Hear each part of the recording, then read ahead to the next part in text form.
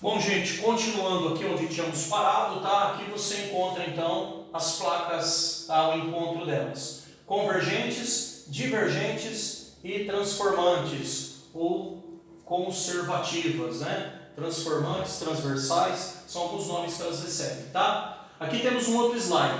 Esse slide mostrando também o choque das placas, né? Oceânica, oceânica quando é dentro do mar. As duas são dentro do mar, você percebe? O encontro das duas. Isso aqui fez uma subducção, né? Oceânica continental, né? Essa aqui veio do continente, ó. Essa do oceano. Oceânica é essa, ó, no meio do mar. Estão vendo? E essa daqui que é continental, que as duas acontecem no meio do continente, tá? Enfim, quando acontece no mar, você vai ter aí as questões que envolvem as tsunamis, maremotos, né? Terremotos quando é no próprio território, enfim, tá?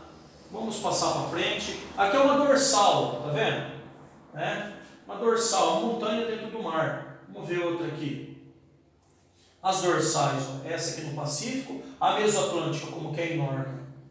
Ela atravessa tudo isso daqui, ó. Ela é imensa, é a maior do mundo, né? Mas está submersa. E no Índico, então são montanhas que estão submersas, tá? Chamam-se dorsais, certo? Formação de oceanos pelas atividades das dorsais. Então você tem aí, ó, né? Então as dorsais, ó, elevando, né? Então você tem ali formação magma expelindo, né? Você pode ver. Então dentro do mar, ó, vulcões dentro do mar, ó, tá vendo? E se ele chegar, sair, forma um vulcão fora e até às vezes uma ilha, tá? Então, vamos passar aqui mais para frente. Aqui você vê a colisão das placas, né? E a formação da montanha. Olha aqui a Cordilheira dos Andes, ó. Porque você tem aqui a placa da América do Sul e a placa do Pacífico, tá? Enfim. Orogênese e epirogênese. Vamos entender o que é isso, tá? Bom, vamos lá. Aqui eu não tenho onde pôr o controle, vamos deixar ele aqui. Então é o seguinte, ó. A epirogênese, tanto quanto a orogênese, elas têm a ver com tectonismo, com a pressão que sai de dentro da Terra, tá? A epirogênese, ela acontece na vertical e a orogênese na horizontal. O que é a orogênese? A pressão que o magma exerce sobre a crosta faz o quê? A crosta se movimentar, as placas se movimentam, a crosta também, as placas se chocam. Isso é orogênese. A epirogênese é um movimento vertical. A pressão é tão forte sobre o magma que ele eleva a crosta. Então o magma eleva a crosta, tá?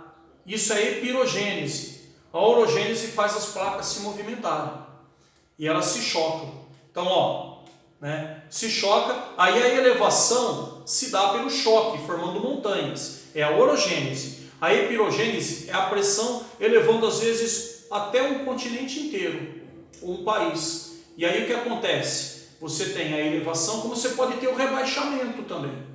Eu vou dar um exemplo para vocês. No passado, a Amazônia comprovadamente foi um mar, tá? E o que aconteceu?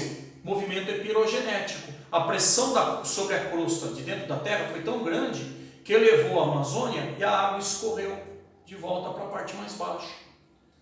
Quando a água escorre, isso se chama regressão marinha, porque a água está voltando. Movimento epirogenético elevou a crosta e a água retornou, regressão marinha.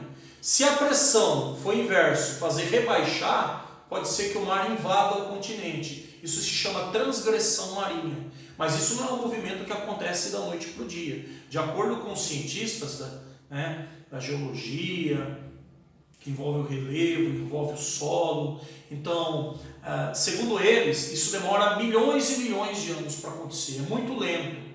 Só que faz a água do mar devagarinho invadir o continente. E depois ela retorna. Por isso que você vai encontrar conchas, fósseis de peixe em lugares mais altos. Por quê? Eles emergiram de dentro da Terra. Colisão de placas, elevou.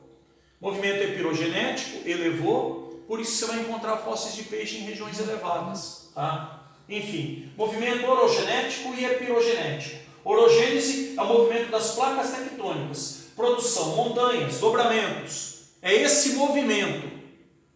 Na obducção, no choque dela, forma a montanha. Então é esse movimento. A epirogênese, ó, levanta ou rebaixa rebaixamento das placas continentais, produção, ingressão ou regressão marinha. O que acontece? Dentro da Terra, a pressão é tão forte que estufa, fazendo o mar regredir, regressão marinha. Ou pode ser que ele rebaixe. Quando rebaixa, a água invade. É transgressão marinha, tá? E aí formando escudos cristalinos, núcleos cratônicos, que é o tipo da rocha que a gente vai estudar mais para frente, tá?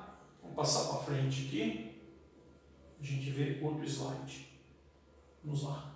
Geomorfologia, já não... Esse aqui a gente vai ver mais para frente. Tectonismo, já vimos movimentos orogenéticos, tá? Epirogenéticos. Já expliquei para vocês, vai ficar o slide aí para depois você dar uma olhadinha. Ainda movimento epirogenético, para você olhar, tá? Então, tudo aqui o que eu expliquei, movimentos orogenéticos, né? As dobras, dobramentos, falhas e fraturas. Quando o chão é duro, ele deixa enrugado e faz buracos, crateras, porque o chão é duro, ele não vai se dobrar, tá? Aqui algumas estruturas geológicas, vamos passar para frente também. Isso aqui eu vou deixar para você estudar, eu já falei disso, tá? Então, algumas montanhas que surgiram com o choque das placas. Você tem a Cordilheira dos Andes, os Alpes, o Himalaia, tá? Então, enfim. Vamos lá. Bacias sedimentares. As bacias sedimentares é resultado da acumulação de sedimentos proveniente do desgaste das rochas e de organismos vegetais, animais, tá? É uma camada mais superficial, certo? Lavas vulcânicas solidificadas que se desgastaram. Nessa estrutura se formam importantes recursos, como petróleo e carvão mineral. O que é a bacia sedimentar? O desgaste de rochas fez com que fragmentasse formando solo. E aí esse solo fragmentado soterrou materiais orgânicos, como folhas, como o próprio homem talvez, né, que morreu ali, né, os animais, os insetos, aquele material orgânico virou hidrocarboneto, que é petróleo. No caso da madeira, vira carvão mineral, tá? Que a gente vai estudar mais para frente também. É nas bacias sedimentares. É aquele solo fragmentado, solto, que desgastou de rochas, tá? Então, enfim, algumas áreas aqui, né, que a gente vai estudar mais, que envolve o solo. O solo eu vou deixar para a próxima aula para a gente ver, tá? Vou só dar uma pausa aqui nos slides e chamar a atenção de vocês um pouquinho mais, né? Então, queria que vocês prestassem atenção aqui em mim, só para a gente, né, rever um pouquinho a respeito do nosso planeta, né? Crosta terrestre, o manto superior, manto inferior, núcleo externo e núcleo interno. Até o núcleo externo, você vai ter o quê? Você vai ter fluido. Depois você vai ter um núcleo que ele é sólido, tá? Que é o núcleo externo, o núcleo interno. A crosta terrestre também é sólida e fria, o mar está sobre a crosta, também chamada de litosfera. A crosta terrestre está sobre as placas tectônicas. Professor, as placas tectônicas fazem parte da crosta ou do manto? Da crosta. São enormes rochas formadas pela pressão da crosta que fica sobre o magma, tá? É como um homem em cima de um surf. A crosta terrestre seria o homem, tá? A placa tectônica seria o surf e a água do oceano seria o magma. Então, você tem o que? Você tem a crosta terrestre sobre a placa tectônica. Por causa do magma que esquenta, esfria, vai subindo, movimento de convecções, a crosta se movimenta. Desculpa, a crosta se movimenta, mas antes dela a placa tectônica. As placas tectônicas se movimentam, a crosta também, separando os continentes. O choque dela forma o que? Enormes montanhas, tá? Falhamentos, fraturas, certo? E pode ter vulcões. Dentro do mar você tem as dorsais, podem formar tsunamis também, maremotos, tá? Enfim, tem uma série de consequências superficiais o movimento, né, das placas tectônicas. Pessoal, isso tudo está na sua apostila, leia o assunto, tá? Depois a gente vai ver se abre aí um meio de vocês poderem perguntar, vamos ver como que isso pode acontecer, tá? Espero que vocês aprendam bastante, tá bom? Um abraço para todos e até mais, gente. Tchau, tchau.